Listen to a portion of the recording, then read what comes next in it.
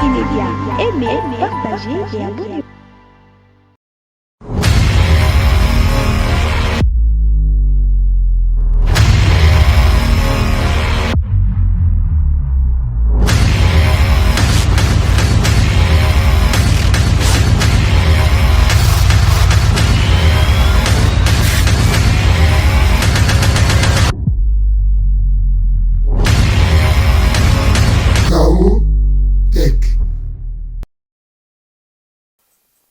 Bonjour, bonsoir, dans l'émission Chaotech. Chaotech est une émission Nabino Oelobelaka Masano ya box. Chaotech est présenté toujours dans Namoko Mishono ka aspect spirituel. Bopeto Nanzoto Pe na Molimo. Chaotech est la chaîne Nabino à YouTube ASTV Media. Ceux qui n'ont s'abonner à la page Nabiso, partager mission na ba groupe à WhatsApp et Facebook. Et puis Chaotech est la chaîne Nabiso Congo Web Télévision na Kinshasa chaque mardi na 20h10 rediffusion na mercredi na 12h. Chaotech kindenge na lobi za toujours présenté na ngamoko mishono ka aspect spirituel o na betaka pena masana box na za premier journaliste congolais oyo alobelaka masano ya box na lingala MMA pe na ba sport mususu. Soko ngozo ba information ya box s'abonner à aux informations ya box na ASTV Media pour awa penza zali domaine nanga ngamoko nazali ancien boxeur vétéran naza entraîneur nazali manager nazali promoteur pour entraîner lelo ba boxeur na club ya Croydon Chaotech lelo tolobela ba combat ya box nyoso oyo ekoleka na monde entier. Toko fungola Chaotech na biso liboso boyebi ke na Kinshasa maître coach abomi mutu aza sportif boxeur abomi mutu oyo aza sportif te non sportif abomi na makofi kobeta likolo ya mwasi yango toyena nu topesa conseil un sportif azali mutu oyo azalaka discipliné. Un sportif azali mutu oyo abundaka pamba te. Un sportif azali mutu oyo soki abundi un sportif azali mutu soki boki sportif abundi c'est que sportif abundi na kaya légitime défense ou bien bayelaki mbeli à se défendre munduki mulangi bayeli ba arme blanche nde yango wana sportif akoki ko se défendre yango wana mais mutu wana oyo maître coach ya boxeur abomi aza sportif te ayaki ko réclamer mwasi na ye sportif akoki kozala na maîtrise tala lelo obomi mutu okomi kokima po biso ba sportif déjà likofi na biso to ezo dépendre to oza boxeur likofi ya boxeur oza judoka mouvement na yo toza muta MMA okoki kosala mouvement moko to likofi moko to mouvement moko ya mukumbusu o étrangle mutu akufi nayebi ba sportif ebele na otanga kombo te bayebani ke abeti mutu likofi mutu akufi moko kaka mutu akufi nga moko esekomelanga ntango naosala box mutu atungola ngai nasala eloko te abeti nga lokolo natiki na nga aya beti nga lisu lokolo na telemi natuni papa obeti nga lokolo nasali yo nini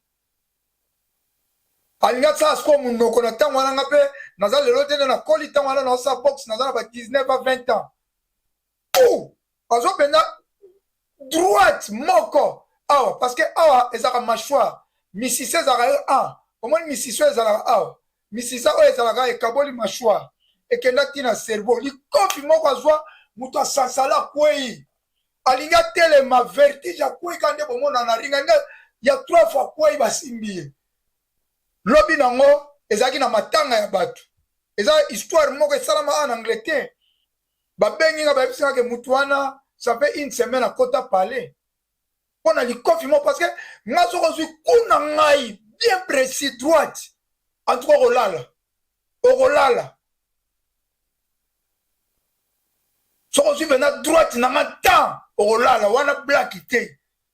En plus nazo sala entraînement ti wana betaka saki ti lelo. Nakoloba lokola mutu na ngai akoma famille na nga maître Baina judoka international na mboka oyo alingaka boma mutu. Mais lelo akenda prison tam sous 10 ans de prison. Mais ezalaki faute à maître Baina te. Mutu moko terrorisaka batu kuna na North London petit moko bwe amvukaka batata ba mama batutu. Mais aki ko tomber na faux poule. A menacé moi si à maître Baina zako ya mutu wana zo menacé moi si na ye. Ko maître ndenga yaki po ya kotuna Joana sko akeko panza mulangi. Pacha maître Baina akuna sko maître Baina grand judoka mbala moko azali kolo pa mutakwei KO hospitalisé pendant 1 mois. Maître Baina zako kena ba côte ko samba. Mais maître Baina abundaka te na mboka oyo. Maître Baina betaka ba non sportif te. Atumolaka pe batu te malgré azali na force na ye. Mais tant ba ko samba ba tiena ba caméra ba juge ba tie ba moni eke ezalaki self défense mais ba biso master. Donc okoye ko bunda te. Il fallait bien la police. Bah, ça maître Baina. Donc, on a un zamba zalaki na ye. Mais le lot, on va mettre Baina ça prison. Mais abima no guilty parce que petit wana et l'autre ça là qui se coque. Bah, kuta petit wana zana criminal record. Zana asala ba crime belé ya ko beta batu ya ko nyoko la batu. Yango ba bona ki a seke mbila pe na mboko bataka master o Baina asuki sipe petit po a terroriser ba congolais étrangers na Tottenham. Mais il y a un cadre de self-défense. Maître Baina, à tout le monde, à tout le monde, à tout le monde, à tout le monde, à tout le monde, à tout le monde, à tout le monde, à tout le monde, à tout le monde, à tout le monde, à tout le monde, à tout le monde, parce que tout le monde, à tout le monde, arme, so na beti na roboma mutu, so e duo bien. Olali, so be kutu ozana malade, ozana maladif, obela, ozana ba diabète, ba tension. Nego mimanga mpo mais on a sambela kanzambe na bima na tongo na zonga muto tumo na ngate so mutaza na poso bunda na ngatoke na ring to che bagan to che compétition to che makofi to betani na cadre ring to na cadre compétition même aux congolais so tumo linga en tout cas partout na zala prida po so ko zui droite na nga na kena crochet olali to yaki penda ko bati en tout cas ba maître so ko za maître boza na discipline. So ko za maître bundana muninga na maître. Poso ko bundi bino ba maître ata boke ko sama na justice eza bino na bino ba maître. Mais ko bundana ba civil ba non sportif ezali malamu te yango na fungola ki pona ko pesa conseil na ba maître. En tout cas ba maître na Kinshasa na Poto bo bunda bino na bino ba maître. Osala judo bundana ba judoka atumolo bundana ndeko no judoka bundana boxer bundana muta MMA. Botika konyokola ba civil. Frank Monzele, monsieur Frank Monzele, Oazali, ancien président de la fédération à boxe à Congo. Frank Monzele, Azana Congo, a salisi logo na ye, Azo sala ba ring, Asomba ba ring, a doté ba club ya boxe na Congo. En tout cas, monsieur Frank Monzele, félicitations, et ça ba initiative va bien. N'a pas nazana ba initiative, wana un jour pe, na doté pe ba club ya Congo. Ba ring, même ya catch, même ya ba MMA, et ça déjà dans ba projet nanga, na sepel pe li kanisuana déjà, ozali ko salango, félicitations, na monsieur Frank Monzele, ancien président, ya fédération, ya boxe ya Congo, na initiative malamu, ya kopesa ba boxer, ba ring. Champion Zulu, tu ambaki une émission na biso awa na Kaotek na maître Baina judoka international, na moment na zona ba champion Zulu azana kid. Champion Zulu, abimaki British champion, champion d'Angleterre, akitaki na kini kokene kolaksa ceinture na pa na mboka, pe na bakonza mboka, ayambamaki na ministre ya sport na moma oyo, champion Zulu azana kini, soki azongi tokoluka toyamba champion Zulu. Chevonte David, poids moyen petit oyo, depuis bandia betaka ba KO ana succès là ba bengake tank eza lokola tracteur donc je vote David tank akobunda lisusu après mikolo ebele abunda kite azongeli akobunda mpona kodefendre ceinture na ye ya WA oyo tobenga en anglais WBA. Tank David akodefendre ceinture na ye na Lamont Roche. Na Lamont Roche akodefendre yango le 1er mars 2025 na États-Unis. Le 1er mars 2025 na États-Unis, Devonte David akodefendre ceinture na ye. Tokosala ba commentaire soki combat ekomi pembeni. Le 21 décembre oyo na Arabie Saoudite, Putulu ekomata lisusu makala ekotika la grand combat ya boxe le 21 décembre na Arabie Saoudite organisé par Turkish Al-Ashi. Grand combat ya boxe ezali rematch combat retour to match retour entre Usyk na Tyson Fury. Usyk na Tyson Fury bakobunda rematch boyebi premier combat ekendeki na faveur ya Usyk, abotolaki Tyson Fury ceinture na WBC, akomaki undisputed champion oyo champion de champion tokoki koloba ngo na français. Siko le 21 décembre oyo bakobunda combat retour. Kasi mwa makelele nyungu eli Tyson Fury amatisi kilo, amatisi po alobi fama tsa po a dominer Usyk na ring. Alobi akobeta Usyk KO. Usyk pa alobi you are dreaming ngane na kobeta yo KO. Alors toza kotala eske Tyson Fury ako récupérer ceinture na ye, ako botola Usyk ba ceinture. Mais na yebisi bino combat oyo ekozala mama na combat parce que ezali combat retour ya makasi.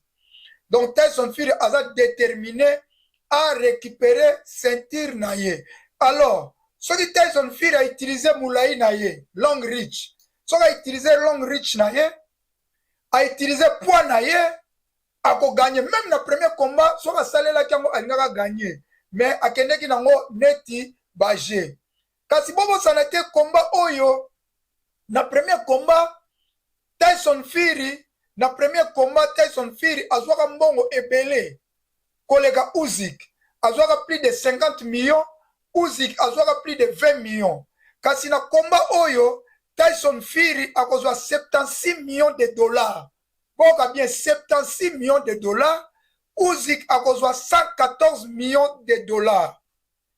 Alors, bon mon ndenge boxi ezali kofuta tokotala combat biso tu totala ki combat nga pona pronostic nanga naza kopesa toujours Tyson Fury chance ya kobeta Usyk.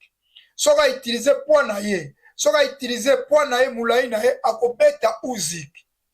Alors soka utiliser yango te combat ekozala kaka ndenge ekendeki tura liboso Usyk ako gagné ye na ba point.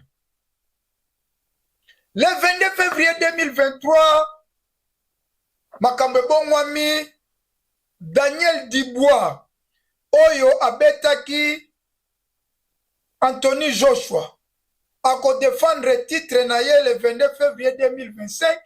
Il fallait abunda rematch to match retour na Joshua. Joshua a se retiré à l'obi que ezali trop tôt le rôle abetaki KO, il faut se préparer penza bien pour abunda combat retour. Alors Dubois a koyi kozela te, il fallait Dubois babunda na anglais bakobunda lisusu te. Dubois akobunda na New Zealandais o babengi Joseph Parker auti kobeta Deontay Wilder, abeti Zile Zhang, abundi 3 combats, landisi 3 combats, abeti Parker Joseph Parker auti kobeta Deontay Wilder, abetaki pena Zile Zhang chinois. Yango epesi avantage abunda na Daniel Dubois le 22 février 2025. Mais nakozonga lisusu na combat na temps nakokoma côté ya Martin Bakole. Le 22 février oyo lisusu bobosana te nakobakisa boye. Déjà nasi nakutana na Dubois, na solola na Dubois, na participa na makambo ebele ya Dubois, nakutana pe na Paka, na solola pe na Paka po tango nalobaka naza premier congolais oyo azali na monde ya boxe. Premier congolais oyo asalaka émission ya boxe ya lingala na kosaka te. Soki na koti na email nanga, soki bakomezo nanga nazwaka invitation.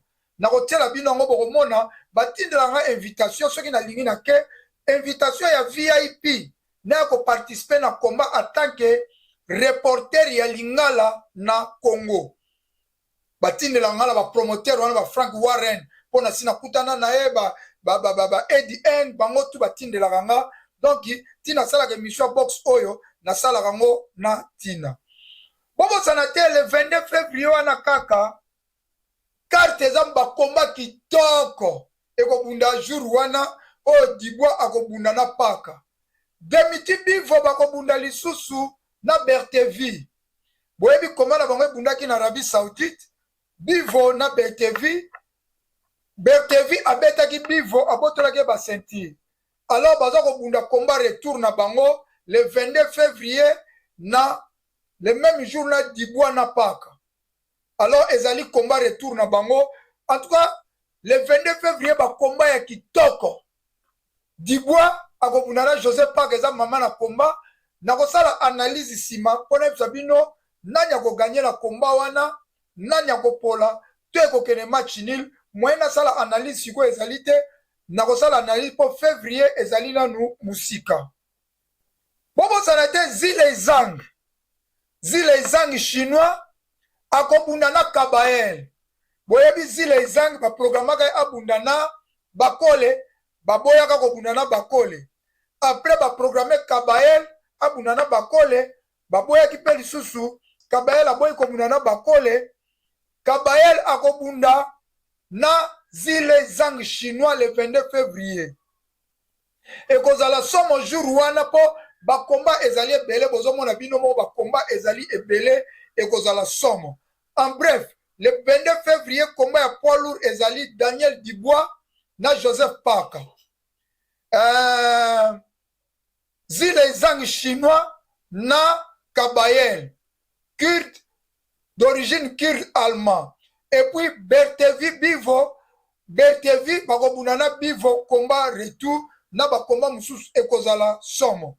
Nakosala ba analyse soki tokomi na mois ya février, début février, nakozonga pona sala analyse, nakobenga ba analyste na nga oto sala box, nakobenga vie na ngai Juma na Scotland, kuna na Glasgow, Maître Baina, nakobenga pe champion Mohamed Ngambe, nakobenga pe Lufu na Belgique, poto sala na bango ba analyse ya ba komba wana. Tokosukisa émission lelo na Martin Bakole. Tosukisa na Martin Bakole po Martin Bakole azali mwana mboka. Martin Bakole azali mwana mboka yango tosukisaka na Martin Bakole. Alors nange babengi yango karma. Est-ce que tout bien yango karma libabe to nini pona Martin Bakole? Boyebi bino moko Martin Bakole normalement a gagné bakomba na ye asuka, a gagné Takam, a gagné Gerard Anderson.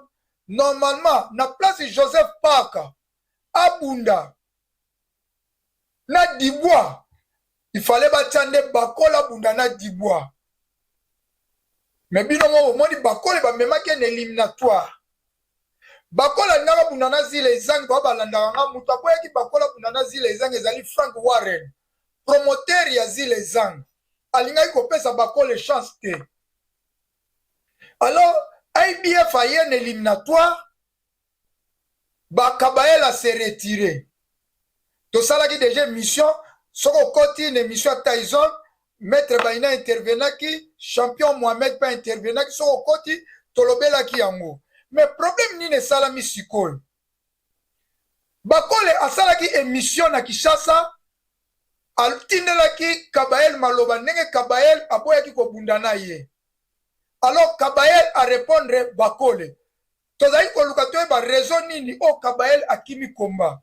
Biso toyebaki eza question raison ya mbongo. Yango Kabael tamso aboyaki kobunda na Bakole. Tolanda nanu video ya Bakole oyo atindelaki Kabael.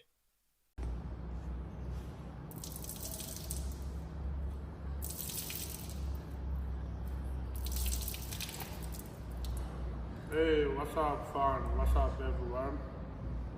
I came to inform you. Hey, comment bino nyoso? Na conforme bino pona combat contre Kabael. Pull up the fight. So he doesn't want this. Naza desi pona Kabael akimi combat. aboyi milinga epai na ngai wario like you can congolais. finish training now. I start already my camp, from here.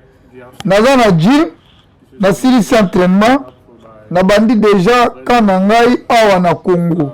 Christian Tshisekedi.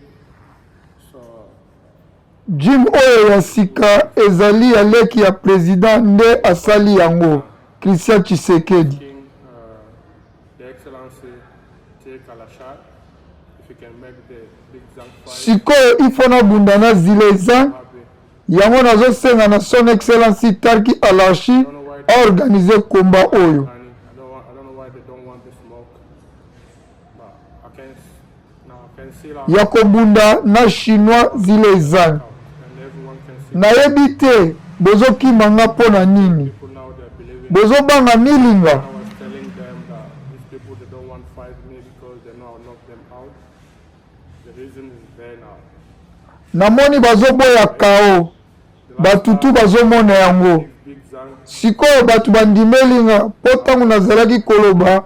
baza koboya kobunda na nga mpo na kobanga raison yango wana. I found it Kabayela kini liboso ezalaki zile ezangi. was going to knock Bino moko bomoni. Nasengi kaka merci ndenge baza kokima ngai. Cheers, see you later, guys. So keep training hard for who's next. I don't care about who's going to be next, but all I do, I'm working hard. Bon, eza nango rien. Nga nazo continue na nga entraînement. IBF, Nazosa entraînement nga makasi. Po lobi nakoma numéro 1 nakoma champion du monde. nazi bolandi video bakole asalaki atindeli Kabayel.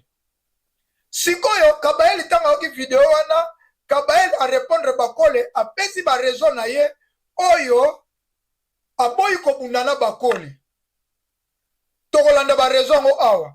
Alors Kabayel alobaka allemand. Lokola alobaka monoko allemand nga alobaka monoko allemand te nazwaki video wana na tindeli yango leki na ngai ya mwasi azalaka na Allemagne.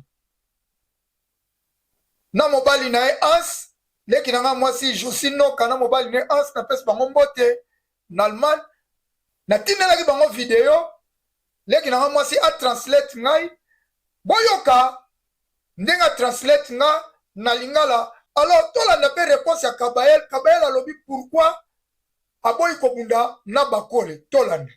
so Kabayan just ran away. Bakoli.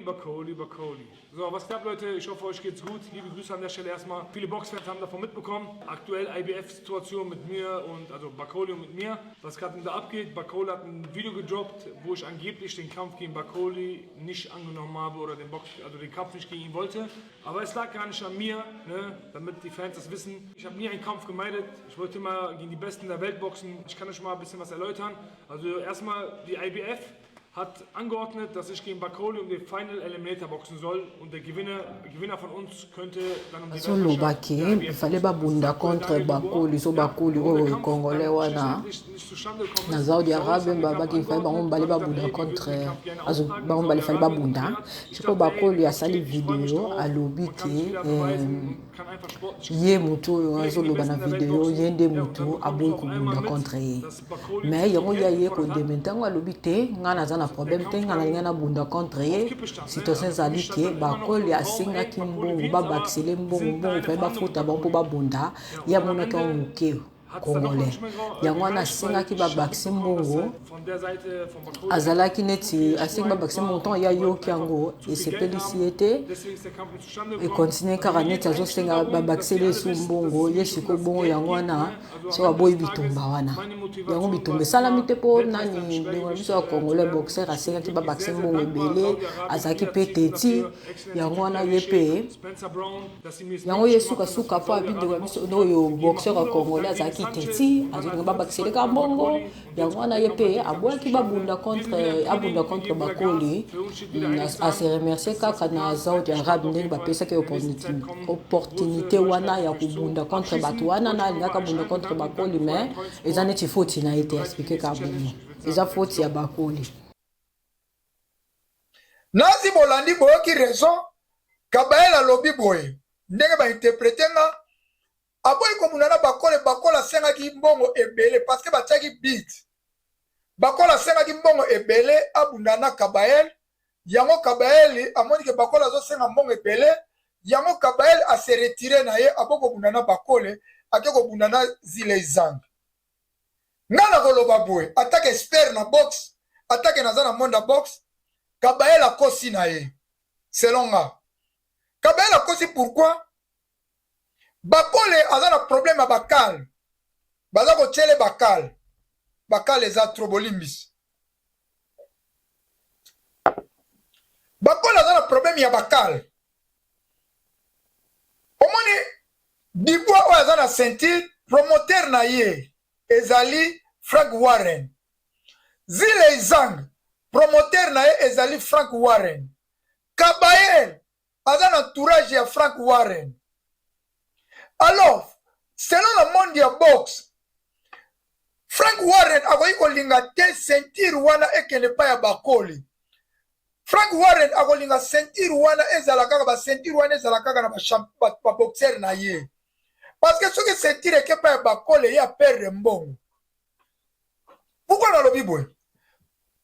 Promoteur ya Bakole comme Ben Shalom. Ben Shalom en Angleterre toyebaki yete. Ben Shalom ayeko bima tangu Eddie R atiki Angleterre akende na États-Unis. Match room ya Eddie R ekomi na mon États-Unis a signé contrat na chaîne moko ya streaming des zones ya Amérique. Tant que a signé ba milliard atiki Angleterre etikalaki vite ne Ben Shalom ayeko bima a signé ba Bakole a signé ba boxeur domestique. Ba boxeur ya Angleterre domestique. Azana nous promoteur domestique international te Ben Shalom. Malgré azana ba million na ye. Mais ba mbongo na ye eza niveau moko te na ba Frank Warren, na ba Eddie R, na ba BBC, na ba promoteur Amérique. Alors bakoki kolinga kopesa Bakole chance te na Frank Warren to na ba Eddie R. Yango moni bamonaki ke soki Bakole abundi na Kabael, Bakole a gagné Kabael et kopesa Bakole chance ya ceinture. Malgré ceinture wana zalaka strict, mais politique ekotaka. Yango nalobi ke Bakole aza kobundisama. Na ko expliquer pourquoi. Kabael message a tient na ye pona ngeza lokuta Frank Warren mutache abundana Zile Zang. Parce que ezalaki tam Kabael a boy kobunda na Bakole Zile Zang akotaki abunda na Bakole. Na expliquer bien pour ba comprendre. Bakole tanga beti Jarre Anderson biso nyonso toyebi ke Bakole fala bunda na chinois Zile Zang. Frank Warren a boy Bakole abunda na Zile Zang. Bakole azaki sous na adversaire te. Après ba yeko tela bango éliminatoire na Kabael bango mibale bandimi. Tant bandimi e komi sko ba tsa bid ya mbongo Kabael aboy kobunda na Bakole. Tant aboy kobunda na Bakole Zile Zang andimi kobunda a remplacer Kabael. Moi mukete Zile Zang pa boy yango moni le 22 février Kabael ba kobunda na Zile Zang. Na moment oyo siko IBF atali Bakole azaki sous na adversaire te. A komi sans adversaire. Alors baye kozwela ye baye kozwela Bakole Ajagba Efe azali nigérien avant dans les États-Unis d'origine nigérien bachesko ba africain na ba africain ba bunda Ajagba Efe abimi comme volontaire donc abimi bandimi yango comme volontaire na si vous comprenez mot volontaire azalaki programmé te po na ranking batu nyonso bache bakal baboyi kobunda na Bakole.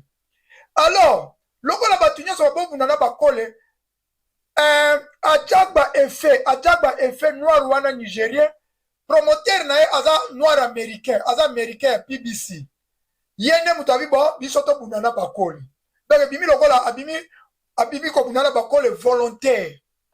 Si on a moment oyo problème ezanini malgré Ajagba Efe abimba bunana Bakole problème comme ya ko organiser combat mutu ya ko organiser combat ya Bakole na Ajagba Efe azate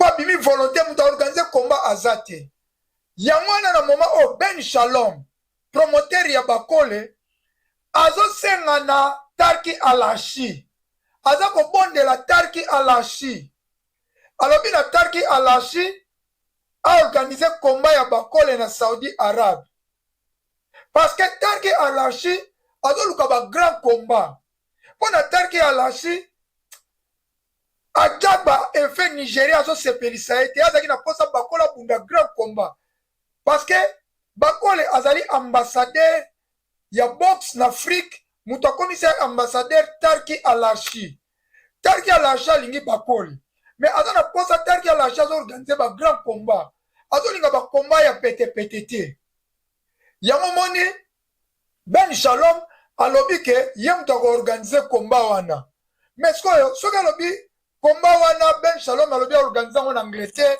ekosala mpiaka parce que bakole na Angleterre ana kati Angleterre aza na succès te Ajagbe efe Nigeria wana pe na Angleterre aza na succès te soki baorganize combat na Angleterre ekozala pena na moto te po bakole na Nigeria wana ya Amérique baza na succès na Angleterre te amweke bakreele bango baboxer anglais bazala ebele ya makasi babunda na moment oyo Ben Shalom aza pe na baboxer makasi penda na Angleterre te oyo akoki kotya bango ke jour bakola kobunda baza te yango ozomona Ben Shalom alobi nga na koorganize combat aza kosenga Tarki Alashi atya mbongo bakole babunda na Ajagba efe na Arabie Saoudite yango wana boza komona ti sikoyo malgré Ajagba efe andimi kobunda na bakole boza komona ti sikoyo dati batie te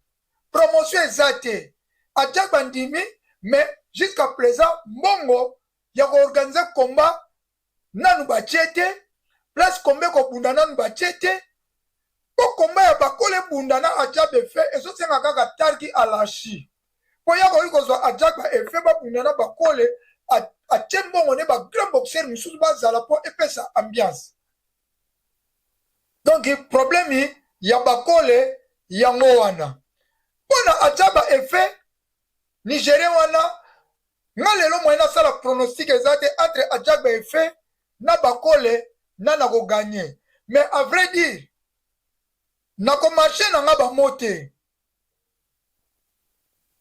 à vrai dire nakomarche na nga bamote à vrai dire Ajagba efe nakomarche na nga bamote nakosala analyse soki bakomba baprogramme batie date mpona sikoyo date eza te toyebi date ya Tyson Fury toyebi date ya Dubois toyebi date ya Gervonta mais bakole Ajagba efe abimi ne volontaire mais date eza te jour bakotia date tokosala analyse na baanalyste na ngai ya boxe tokotala Ajagba efe na bakole nana koganye mais lelo naza mpenza straight bakole akobeta Ajagba efe ndeko moko alobi ke nga jamais nandimaka bakole omoni ke awa lelo napesi deja pronostic na nga bakole akobeta na ye Ajagba efe mais nakoexplike ndenge nini bakole akobeta ye mais nakopesa mpe ndenge nini Ajagba efe akoki kobeta bakole donc na kombana nakoki kopesa bakole 70% akobeta Ajagba efe Ajagba efe nakopesa 30% abeta bakole alors toza kozela Tarki Alashi andima ke batya mbongo pour le moment mutu akotya mbongo aza te donc Tarki Alashi azosepela na komba wana te azomona ngo eza pepele ye alingai mpenza ye na Kabael mais bapromoteur anglais bakoteli bakole tsuki tozosambelaka na nzambe Ben Shalom asunga Tarki andima bakole abunda na Ajagba efe bato bayebi Ajagba efe te Ajagba efe bato balandaka boxe aganya komba sa abeta likofi bakota na ring na boxer moko boye ntango kaka babeti ngonga nge boxer wana bima kitya kei na ye Ajagba efe aganye komba Ajagba efe aza na défaite moko na chanceuse kiba alors nakosala analyse mbala ya nsima bakole nabetaka sete il faut sala baentraînement même oza na Congo bakole azoyoka lolaka na nga bakole nepse baninga bapostaka baentraînement na bango yo mpe kopostaka bakole mpe apostaki entraînement na ye total.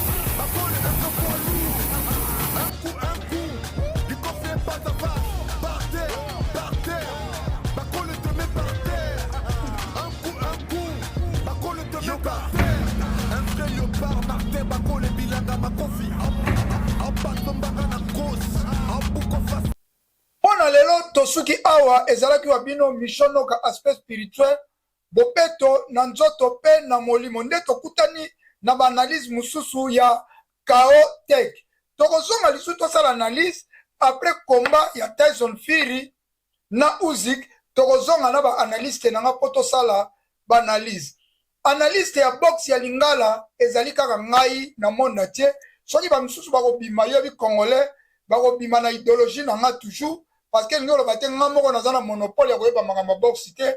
Batu bazana monopole ya koyeba makambo box baze belé mais initiative ya kosalaka ba reportage ko expliquer makambo box na Lingala ngai nde mutu na bandiango ndenge peka ngam na bana mutu aliposo ko beta générique ya musique ya Nzambe po batu musu ba mona ngala sala box émission box ya politique naza pe musicien chrétien soko koti na YouTube nango omona clip nanga ya 100% Nzambe et ça plus de 780 000 views 780 000 views.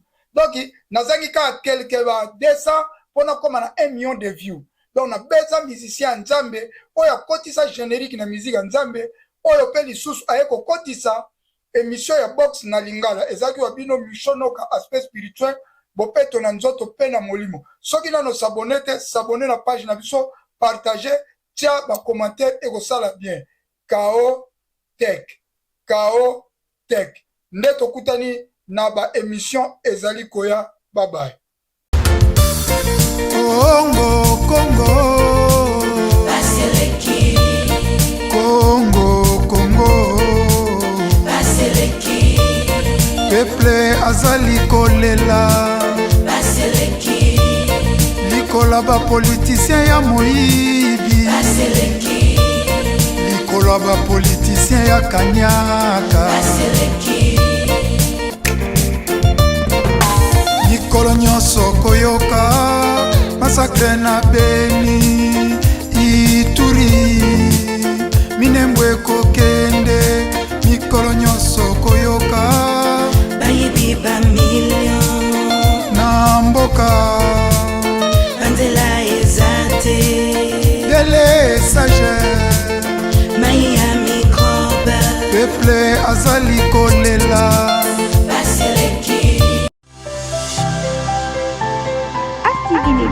Aimez, partagez et abonnez-vous.